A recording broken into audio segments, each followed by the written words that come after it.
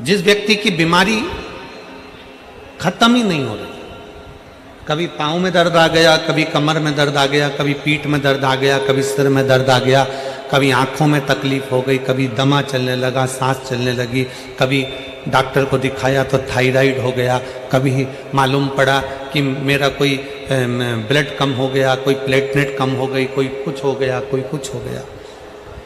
Doctor को दिखाओ। हमने कल भी कथा में कहा था, परसों भी कहा था कि डॉक्टर शिव का एक रूप होता है, उसको दिखाओ। डॉक्टर जो दवाई दे कुंदकेश्वर महादेव के नाम से, उसको खाओ। पर कभी अगर मौका लग जाए, तुमको ऐसा लगे कि ये शरीर का रोग तो समाप्त हो ही नहीं रहा, एक ना एक रोग चल ही रहा, ये रोग समाप्त होने का नाम ही नहीं ले रहा, समाप्त ही नहीं हो रहा, ये तो समाप्ति की ओर जा ही नहीं रहा। फिर पिपलेश्वर महादेव का नाम लेकर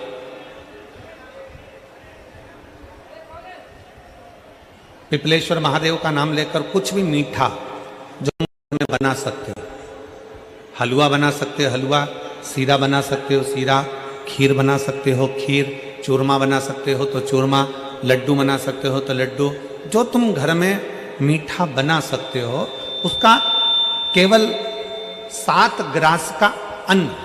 कितने ग्रास? जम के बोलो जरा। 7 ग्रास। 7 ग्रास मतलब 7 कोर। किसी भी शिवालय में, शंकर के मंदिर में जाकर एक बेलपत्र रखकर, उस जो प्रसाद तुम बना कर ले गए हो, जो तुम भोग बना कर ले गए हो, उसका स्पर्श कर कर पिपलेश्वर महादेव का नाम लेकर शंकर को उस भोग को रखकर, बेलपत्र रखकर शिवजी को 7 बार एक ही लोटे का जल, केवल एक लोटे का जल 7 बार उत्तर की ओर मुख कर कर, दक्षिण में खड़े होकर शंकर के शिवालय पर 7 बार एक ही लोटे का जल 7 बार थोड़ा थोड़ा कर कर उसको गिरा दीजिए, शिव जी के ऊपर चढ़ा दीजिए 7 बार।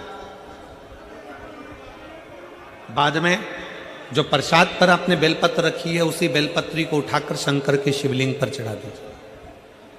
बाबा को प्रणाम करिए, बाबा मेरे शरीर का रोग समाप्त नहीं हो रहा, गोलियां खा रही हूँ, दवाई खा रही हूँ, कुंदकेश्वर महादेव का नाम लेकर दवाइयाँ ले रही हूँ, पर कभी घुटना, कभी कमर, कभी आँख, कभी थायराइड, कभी कुछ, कभी बीपी, कभी शुगर, कुछ ना कुछ चल ही रहा है। बाबा अब आपको संभालना। किसी भी दिन पिपलेश्वर महादेव का नाम लेकर वो चढ़ी हुई बेलपत्री लियाओ, प्रसाद लियाओ, घर पर आने पर जैसे ही घर के अंदर प्रवेश करो, सबसे पहले बेलपत्री को चबा चबा कर खा लो। फिर वो जो प्रसाद है, उस प्रसाद को 7 गांठ से थोड़ी थोड़ी देर में 7 बार में उसको खा लेना।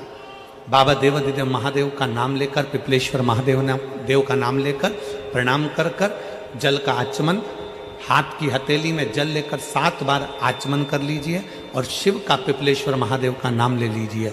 धीरे धीरे 15 दिन लगेंगे और 15 दिन में बीमारियां अपने आप कम होना प्रारंभ हो जाएगी और बाबा आपका हाथ पकड़कर आगे बढ़ाएंगे। शिव तत्व की प्राप्ति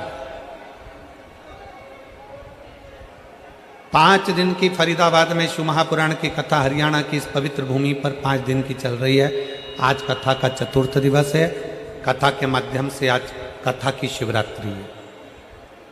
आज कथा की शिवरात्रि। कल कथा सुबह 8 बजे से 11 बजे तक हो जाएगी इस पंडाल में। टीवी पर 2 बजे से 5 बजे तक आ जाएगी। कल कथा टीवी पर 2 से 5 आएगी।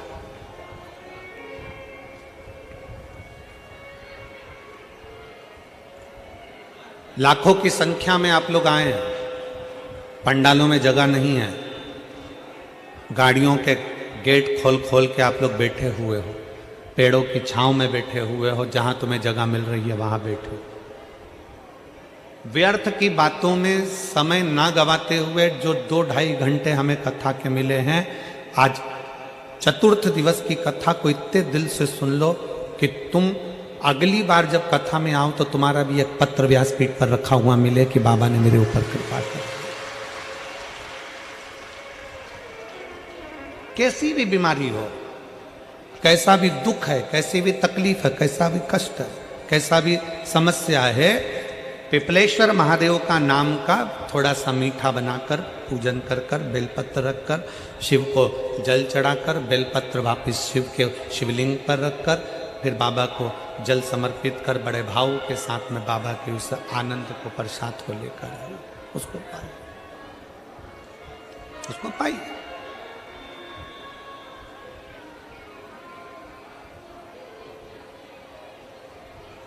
पर भाव के साथ, विश्वास के साथ,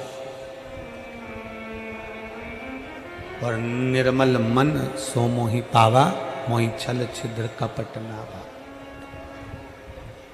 एक विश्वास के साथ जब हम भगवान शंकर को रिझाएंगे, एक भरोसे के साथ जब हम भगवान शंकर को रिझाएंगे, तो शिव हमारे करीब में आए, शिव हमारे पास में आए। केवल एक भरोसा। शिव महापुराण की कथा कहती है भक्ति और भरोसा ये दोनों इतने प्रबल होने चाहिए कि भगवान को मिलने में देरी ना लगे।